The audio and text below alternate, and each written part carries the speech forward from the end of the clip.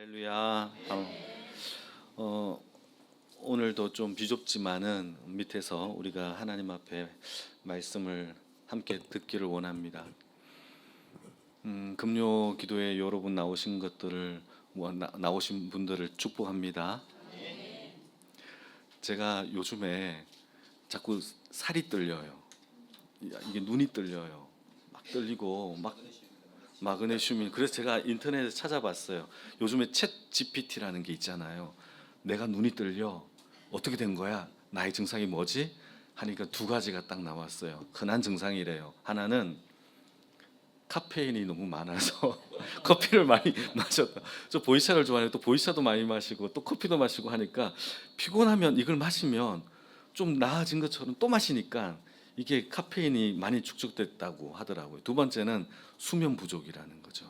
그래서 이게 반복되는 거죠. 수면 부족해서 카페인 마시고 카페인 마시니까 또 수면이 부족해지고 이렇게 되어지는 것 같아요. 그래서 여러분 제가 조금 어대대해도 좀 이해해 주시길 바랍니다. 자, 오늘은요 시편 42편의 말씀을 통해서 낙심한 자의 노래라는 제목으로 주의 말씀을 함께 나누겠습니다.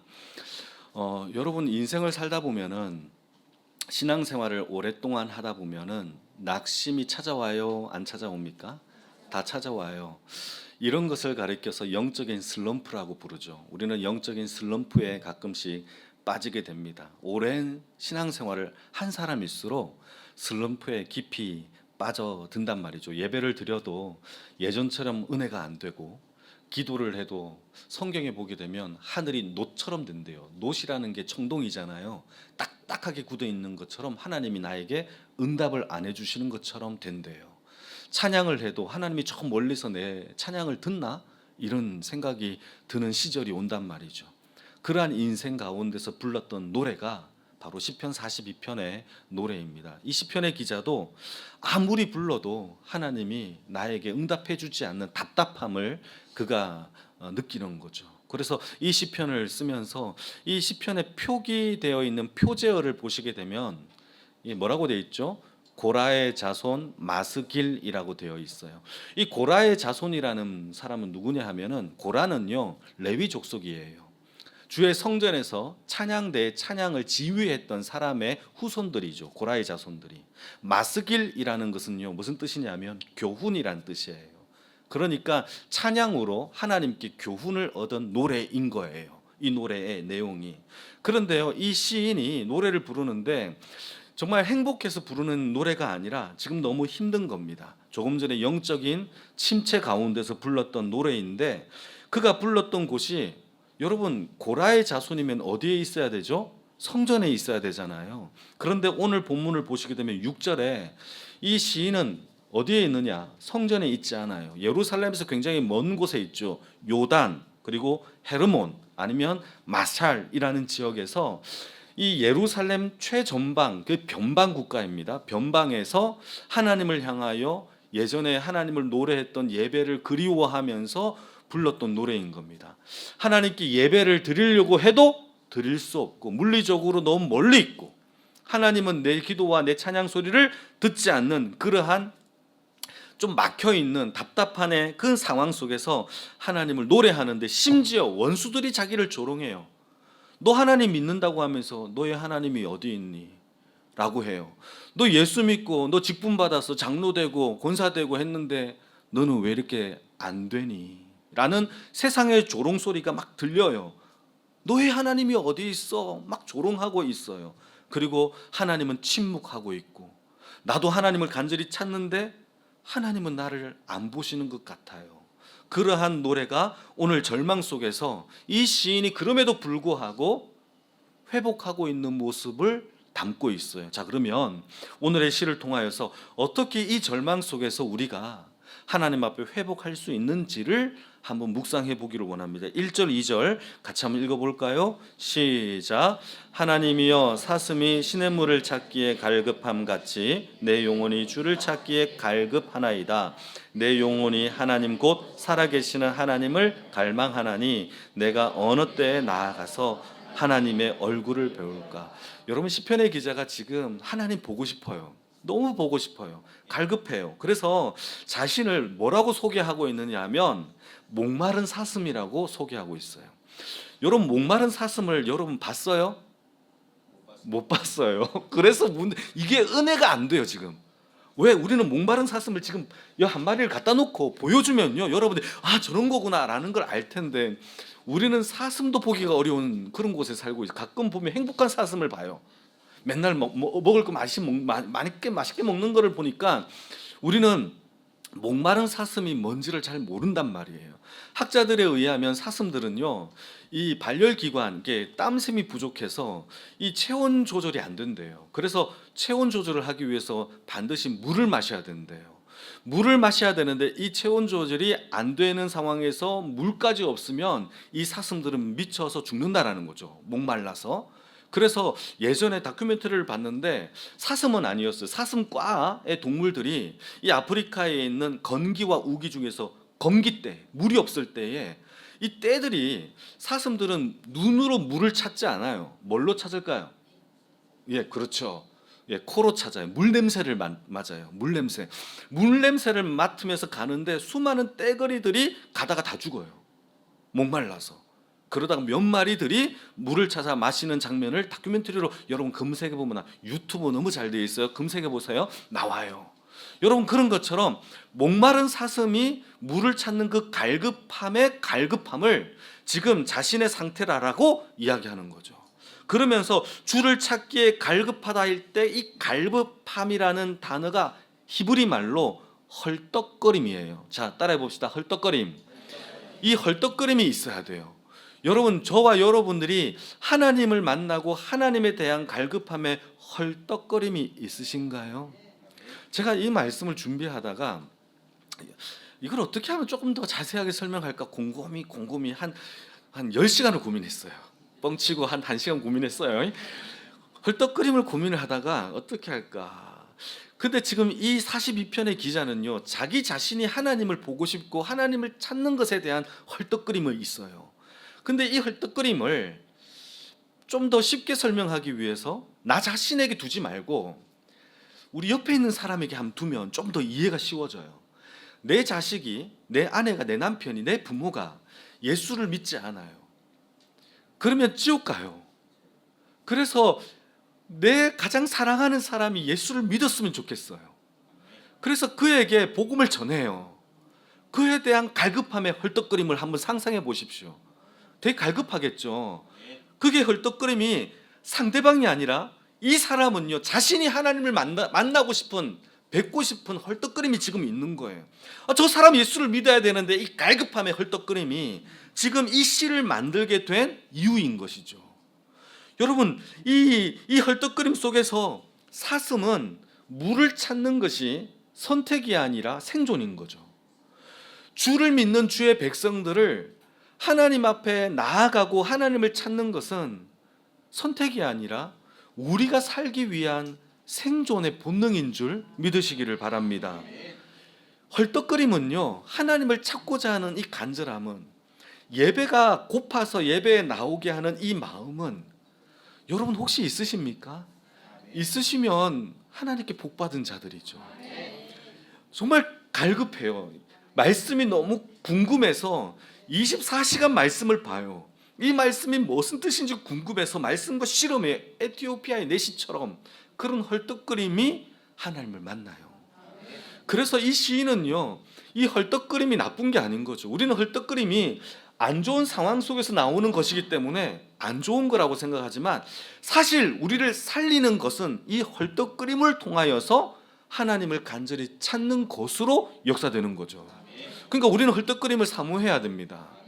하나님을 갈급하고 갈증난 이 우리의 심령을 사모하는 주의 인생의 삶을 살기를 축복합니다.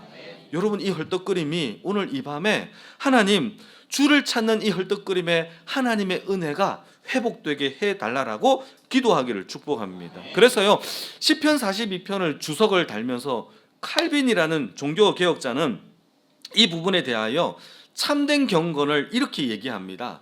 하나님을 충분히 알고 하나님을 가진 것에 대한 것으로 경건이 나오는 게 아니래요. 반대로 하나님을 덜 가져서 더 가지고 싶은 갈급함이 우리를 더 경건하게 만든다라고 이야기하고 있는 것이죠. 이게 목마름이라는 거죠. 여러분 우리 안에 목마름이 있기를 축복합니다. 그래서 시편의 기자는 도대체 무엇에 대한 목마름인가 3절 4절에서 설명합니다. 같이 한번 읽어볼까요? 시작. 사람들이 종일 내게 하는 말이 내 하나님이 어디 있느냐 하오니 내 눈물이 주야로 내 음식이 되었도다.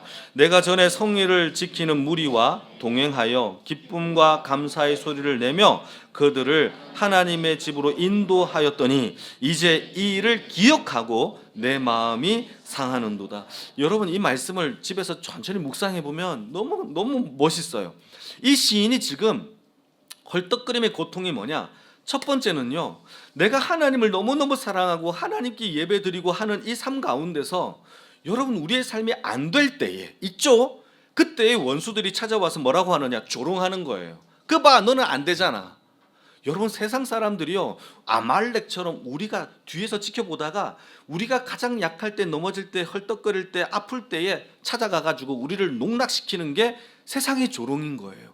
지금 첫 번째 이 시인은요, 세상의 조롱 가운데 너의 하나님이 어디 있어에 대한 이 조롱으로 고통당하고 있는 거예요. 뭘 해도 안 되고, 여러분 있잖아요. 뭘 해도 안 될 때 있죠. 나만 있나요? 뭘 해도 안 되고 뭘 시도해도 또 안 되고 하락하고 넘어지고 자빠질 때가 있어요. 그럴 때 이 조롱 가운데 우리는 시험에 들어요. 두 번째, 이 시인은요, 두 번째 고통은 뭐냐? 예전에 하나님을 찬양했던 그 찬양의 그 은혜 받았을 때가 그리운 거예요. 많은 사람들을 성전에서 찬양했고 수십 명 또는 수백 명의 성가대를 인도하시면서 하나님께 예배드렸던 그 시절이 너무 그리운 거예요. 그럼 지금은 그런 게 없는 거죠. 여러분 예전에 은혜 받았을 때 그 은혜가 지금은 없으십니까? 시인은 그래요. 그래서 예전의 은혜가 너무 갈망스러운 거예요. 그래서 헐떡거리고 있는 거예요. 여러분 우리가 하나님 앞에 은혜가 떨어졌다면 이 시인처럼 그 은혜를 회복해 달라고 하나님께 헐떡거리는 그 갈급함이 있기를 주님의 이름으로 축복합니다. 그게 지금 이 두 가지예요. 세상의 조롱과 예전에 받았던 그 은혜에 대한 갈망이 하나님 앞에 이 헐떡거리게 하는 거예요. 여러분 우리의 영적 침체는요 거의 대부분입니다. 하나는 내가 뭘 해도 안 될 때, 세상의 조롱 가운데 넘어질 때, 또 두 번째는요 예전에 화려했던 내 삶을 그리워할 때 우리는 영적인 침체 가운데 비관하게 되어지는 것이죠. 자, 이때 시인이 어떻게 하느냐? 영적인 각성을 해요. 어떻게 하느냐? 제일 먼저 자기 자신에게 하나님의 말씀을 설교합니다. 5절 같이 한번 읽어볼까요? 시작. 내 영혼아 네가 어찌하여 낙심하며 어찌하여 내 속에 불안해하는가? 너는 하나님께 소망을 두라. 그가 나타나 도우심으로 말미암아 내가 여전히 찬송하리로다. 아멘. 여러분 시인이요 하나님 앞에 이 헐떡거림과 갈망과 이 침체를 어떻게 회복하느냐? 자기 자신에게 설교해요. 내 영혼아 너 지금 뭐 하는 거야? 일어나. 낙심하지 마. 하나님의 말씀과 복음은 하나님의 더 파워야 라고 복음을 스스로에게 전해요. 여러분 질문 하나 해볼게요. 여러분 하나님의 말씀을 자신에게 선포하시는 분 계십니까? 있으시면 아멘. 솔직하게 아멘. 제리 브리지스라는 목사님이 쓴 날마다 나에게 복음을 선포하라는 책이 있어요. 내비게이터에서 나온 책인데 그 책을 읽어보시면 이 내용이 그대로 나와요. 시편 42편의 내용이에요. 복음을 날마다 나에게 선포함으로 인하여 내가 영적으로 회복하는 것이죠. 여러분 영국에 정말 좋아하는 목사님 중에 한 분이 있는데 마틴 로이드 존스 목사님이 계세요. 그 목사님의 책을 보면 부드러워요. 날카롭지 않아요. 되게 부드럽고 편안하게 쓴 책으로 유명합니다. 그분이 그렇다고 해서 얕지 않아요. 되게 깊어요. 이분이 쓴 책 중에서 영적 침체라는 책이 있어요. 복 있는 사람들에서 나온 한 24,000원짜리 책이 있어요. 진짜예요. 그 책을 보시게 되면 이 마틴 로이드 존스 목사님이 이렇게 설명합니다. 제가 한번 읽어볼게요. 영적 침체란 무엇이냐? 잘 들어보세요. 이거 어려워요. 잘 들어보세요. 우리가 하나님의 말씀을 나에게 매일 선포하지 않아서다. 자, 그런데 이까지는 다 이해되죠? 맞죠? 그 뒤가 어렵습니다. 우리는 나의 감정이 나에게 날마다 선포하게 함으로 영적인 침체에 오게 한다라는 거예요. 여러분, 우리의 감정을 들여다봅시다. 우리의 감정을 들여다보면 원망과 불평과 불만이 많아요. 행복과 감사와 땡큐가 많아요. 솔직하게 얘기해 봅시다. 여러분, 솔직해져야 돼요. 자, 여러분, 우리의 삶을 속에서 오늘 데이터를 오늘 삶의 데이터를 보셔야 됩니다. 감사가 많았어요. 운전하다가 욱하는 게 많았어요. 옆 사람 보면서 아이씨 하는 게 많았어요. 저런 분들은 많아져야 됩니다. 할렐루야인데요. 대부분 그렇지 않아요. 예, 근데 모르죠. 뭐 우리가 따라다니면서 모르니까. 근데 우리의 감정이요, 감사가 많고 말씀이 많으면 영적 침체는 안 와요. 근데 마틴 로이 존스 목사님은요, 우리가 왜 영적 침체 가운데 그 구덩이에 빠지느냐? 하나님의 말씀보다 나의 감정의 불만과 낙심과 불안이 더 많이 나를 선포하기 때문에 침체에 빠진다라고 이야기하는 것이죠. 여러분, 침체에서 빠지는 가장 유일한 방법은 하나님의 말씀을 나에게 날마다 선포하는 인생이 되기를 축복합니다. 그래서 신앙은 싸움입니다. 싸움이에요. 불안과 낙심이라는 적과 하나님의 말씀이라는 아군이 서로 싸우는 거예요. 거기에서 이기는 게 하나님의 말씀이 되기를 축복합니다. 자, 그래서 질문입니다. 여러분 맞추시면 제가 커피 한 잔 사드릴게요. 커피는 카페인이 있어 안 됩니다. 주스 한 잔 사드릴게요. 여러분, 그래서 이제 저를 보셔야 됩니다. 정답을 보시면 안 되고, 오늘 시편의 기자가 자신의 낙심과 불안을 하나님의 말씀으로 이기게 하기 위하여 선택한 방법이 있어요. 날마다 나에게 말씀을 선포하는 방법으로 나는 매일 이거를 하겠다라고 하나를 선포합니다. 그게 뭘까요? 예, 하나, 둘, 세 번 제가 주스에서 들어가겠습니다. 예, 뭐냐? 찬송이에요. 찬송은 하나님의 말씀이에요. 그 말씀을 날마다 내가 찬양하겠다. 5절, 8절, 11절에서 찬양을 하겠다. 여전히 찬양하겠다라고 고백한 8절만 같이 한번 읽어볼까요? 같이 읽겠습니다. 시작. 낮에는 여호와께서 그의 인자하심을 베푸시고 밤에는 그의 찬송이 내게 있어 생명의 하나님께 찬송을요 기도와 동급으로 여겨요. 시인의 기자가. 여러분, 이 시인의 기자가요 되게 멋있는 말을 해요. 인생은 두 가지 길밖에 없대요. 하나는 낮의 길, 낮의 길. 두 번째는 밤의 길, 낮과 밤밖에 없대요. 낮의 길은요 늘 승승장구할 때예요. 잘 될 때예요. 그때는 주의 인자하심이 나를 따르기 때문이라고 고백하죠. 반대로요 밤의 길도 있대요. 이 밤의 길은 뭘 해도 안 돼요. 이때 뭘 하겠다라는 거죠? 찬양하겠다라는 거죠. 나에게 하나님의 말씀을 어떻게 선포하겠느냐? 찬양으로 하나님의 말씀을 나에게 선포하겠다라고 고백하는 거예요. 그게 기도였던 거예요. 그에게 있어서.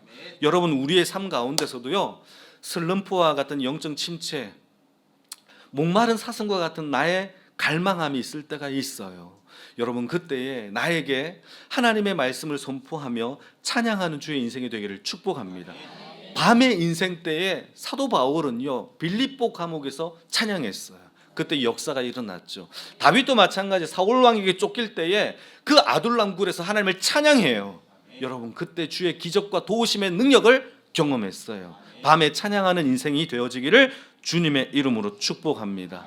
할렐루야. 근데 문제가 있어요. 이 시는요 너무 이상한 시예요. 왜냐하면 이렇게 하나님을 찬양하겠다라고 해놓고 마지막에 가서는요 해피엔딩으로 안 끝나요. 해피엔딩이 아니에요. 계속 불안과 적과 여러 가지 아픔들이 계속 있어요. 너무 힘들다라는 거죠. 11절 마지막에 어떻게 고백하느냐? 같이 읽겠습니다. 시작.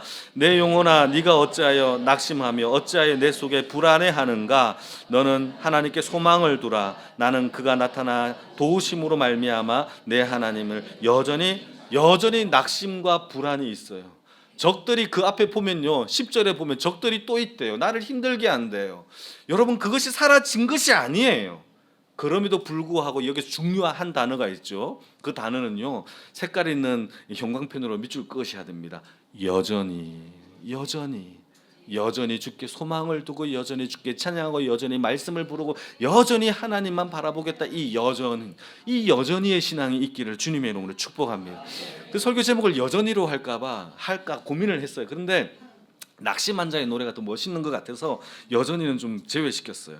여러분, 우리는 여전히 주를 찬양하는 인생이 되기를 축복합니다. 여러분, 다시 한번 저는 이제 마무리를 할 건데요. 우리야 낙심과 불안이 찾아와요. 그런데요, 이 낙심과 불안과 불평과 원망이 죄라는 사실을 모르는 사람 있으시면 손 다 죄인 걸 알아요. 아, 그러면 안 되지. 아, 하나님의 말씀을 붙잡고 낙심만 하면 안 되지. 하나님만 바라봐야지. 원망하면 안 되지. 저 사람 미워하면 안 되지. 욕하면 안 되지. 욱하면 안 되지. 이걸 다 알아요. 하나님의 말씀을 몰라서 우리가 못하는 게 아니란 말이죠. 동의하시죠? 우리는 다 알아요. 다 알아요. 문제는요, 알지만 우리가 안 돼요. 오늘 사랑해야지 하고 집에 가요. 그러면 그 순간 또 욱해요. 할렐루야. 예, 상상을 하시기 바랍니다. 또다시 이러면 안 되지. 사랑해야지 하고 직장에 가요. 보는 순간 욱해요. 이러면 안 되지.